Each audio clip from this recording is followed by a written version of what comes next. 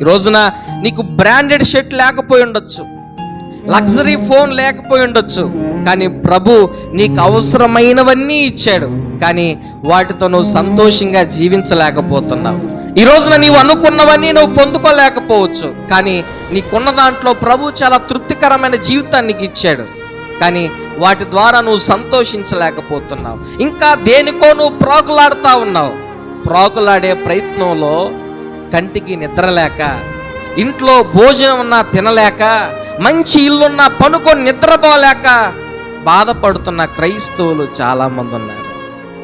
ఏం కొదువైందని నీ ఆరాటం, ఏం తక్కువైందని నీ ఆరాటం?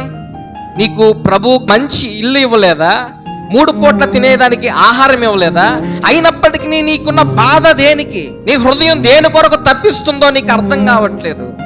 ఈ రోజున చాలా మంది దేవునితో ఉన్న సంబంధాన్ని పోగొట్టుకుంటా ఉన్నారు. ఏశావంట యాకోబుల అన్న కూటి కోసం జ్యేష్ఠత్వాన్ని పోగొట్టుకున్నాడు. ఈ రోజున చాలా మంది కనీసం నెల్లూరుకు పోతే ఒక హోటల్ తింటే ఖర్చు అయిపోయే డబ్బుల కోసం దేవుని మందిరాన్ని పోగొట్టుకునే క్రైస్తవులు చాలా మంది ఉన్నారు.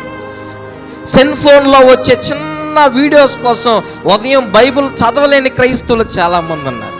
ఆలోచన చేయండి.